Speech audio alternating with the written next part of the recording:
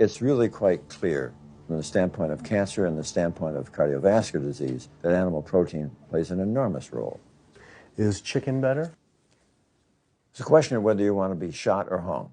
The flesh food that I would eliminate from the American diet would be poultry, would be turkey and chicken. A brilliant advertising campaign has convinced people that, oh, it's white meat, it's healthier. The number one reason for antibiotic resistance, the number one reason little girls have menstruation at 7 and 8 years old, the number one reason women have menopause now 10 years sooner than their moms, is because people are consuming more and more hormones that come from animals. And the animal of choice today for you yuppie, hippie, natural eaters happen to be chicken.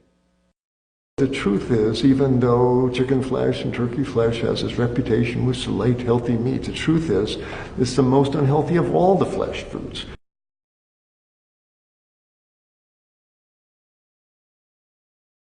We have about a 21% higher cardiovascular mortality rate in the black community of this country. And it really does have to do with the diet, the Southern diet. And what they really mean by that is soul food. More cholesterol, more saturated fat, not just chicken, but fried chicken. That's a combination that is set up for heart disease, kidney disease, stroke, and death. When they exhumed the tissue from breast cancer, they found salmonella in almost every single specimentation that most likely came from you eating organic chicken. We sent researchers into fast food and family restaurants. Not only were there carcinogens in every single restaurant, but we found them in every single chicken sample that we took.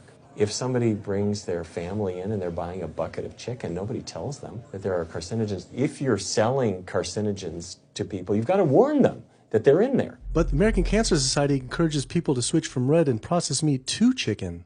Why would the American Cancer Society tell people to switch from eating one carcinogenic food to another when a Harvard University study showed that men with prostate cancer who eat large amounts of chicken increased their risk of the disease progressing 4 times? The number one dietary source in America of cholesterol is chicken because of the volume of chicken. You know, chicken's become grilled chicken and organic chicken. It's machismo, but it has nearly as much cholesterol per gram as red beef. So just on sheer volume, it's the number one source. Yeah, eggs being close behind. Anytime you step out and try to push the frontier of truth, there's going to be pushback. And the sad fact is that Western physicians are Western people, and they are as addicted to these crappy diets as everybody else. And they don't want to believe that these things are unhealthy. But the science is so sound and so incontrovertible that you really can't dismiss it. Chicken and turkey and poultry dishes have that reputation. Oh, it's healthier. It's white meat. Ooh, light meat. And it's got this reputation, which in truth is completely undeserved. Let's call things for what they are. The leading source of sodium in the American diet for adult is chicken. It can be labeled all natural chicken, but be injected with this salt water, having up to 800 milligrams of sodium. Heterocyclic amines are clear-cut carcinogens, and they can form in any kind of meat as it's heated, as it's cooked.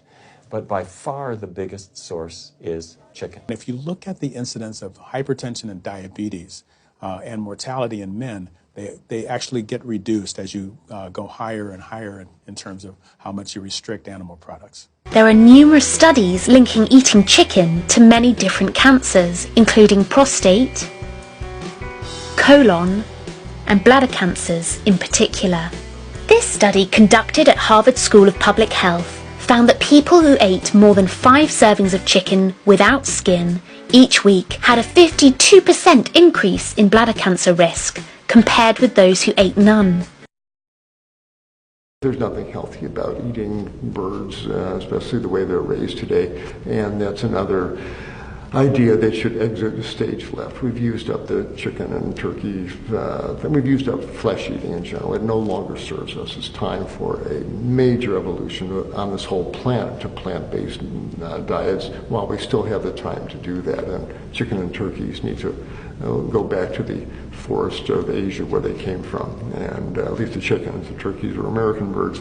Let them go. Let them do what they used to do out in the wild there, but time to stop eating those birds. The problem with an animal-based diet, its contribution to heart disease is huge and it is pervasive. All this expensive imaging, procedures, bypasses, medication, none of which has one solitary single thing to do with the causation of the illness. So you die of a completely benign, foodborne illness that never had its causation treated. When we eat these kind of dead meat bacteria toxins, within minutes, you get this burst of inflammation within your system such that you basically paralyze your arteries. You get this stiffening of the arteries, their inability to relax normally in half. So it's not like decades down the road eating unhealthy, there'll be some damage. No, we're talking damage right then and there within minutes of it going into our mouth. Many people are given the diagnosis of Alzheimer's disease when it's not true Alzheimer's at all. The vast majority of people suffer dementia due to their tiny blood vessels in their brain clogging up and their nerve cells being shortchanged of oxygenated blood. And guess where that blood vessel dementia comes from? Those little tiny arteries are clogging up from that steady stream of fat, cholesterol, etc. We do not have the dental structure, we don't have the jaw mechanics, we don't have the intestinal structure of an omnivore or carnivore. We are classic herbivores by design. And that's why, for instance, 90% of the people who die from choking every year die eating meat. They're choking on meat. And that's because our teeth, jaw structure, and throat mechanism is not designed to handle this stuff. If, in fact, human beings are omnivores, meaning that we're supposed to eat both meat and plant foods, why is it that eliminating the animal food from our diet makes us healthier, makes us live longer, reduces our risk for developing disease? Well, it's because we really are not omnivores. We are true herbivores. We should not be eating animal food at all.